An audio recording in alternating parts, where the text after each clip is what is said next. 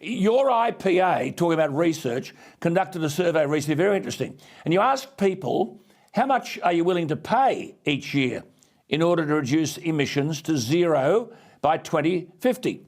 42% said nothing. There's your chart on your screen. 42% said nothing. 30% said $50 a year. 20% said 100. Only 5% said 500, and only 3% said more than 500. So 92% of Australians were only willing to pay a maximum of $100 a year. We were warned last year that the energy bills minimum, last week, the energy bills minimum will increase by almost $300.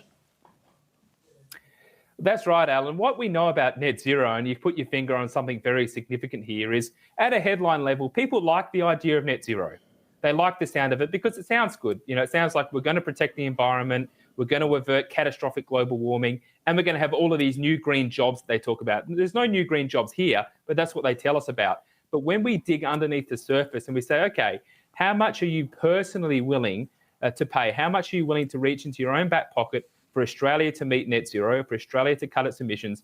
Australians are not willing to pay, as you say, 92% will pay a maximum of $100 a year, which is a cup of coffee every fortnight that they're willing to pay. So if someone else is paying, then that's fine. But when we ask how much are you willing to pay, the support just isn't there. So the more that we dig beneath the surface, what does this mean for your jobs? What does this mean for your power bills? What does this mean for Australia's national security? That's the rubber hitting the road. This, people don't back it in. That's the rubber hitting the road. So you've said Peter Dutton must scrap the commitment to net zero, and if he fails to do that, the National Party should say that the price of any coalition deal is the abandonment of net zero. Littleproud today has said, we are going net zero.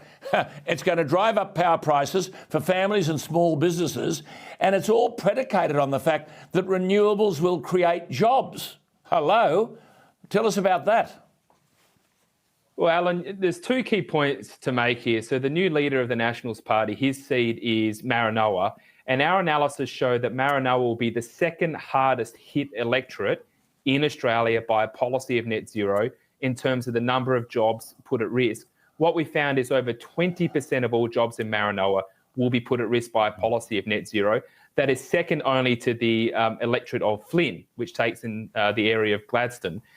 The second point I want to make here, Alan, is, as I mentioned a moment ago, we're told about these new green jobs, but they don't exist. We did some analysis on this very issue, and what we found is that over the last decade, for every one job created in the renewable sector, 5 jobs in the manufacturing sector have been destroyed. These new jobs simply don't come online. We're told about the billions of investment in renewables. We're told about all this new green economy going to have in this country, but it doesn't exist. And the tragedy is this: when those jobs go in Rockhampton, in Gladstone, in the electorate of Maranoa, they ain't coming back. No. And you're saying this is the beginning of widespread devastation throughout the Hunter region. I mean, already, as you said, for every one green job created over the past decade, 5 have been destroyed. So if we're demonising coal, why then is the federal government sending, as you said, 70,000 tonnes of it to Ukraine to support their military and defence efforts?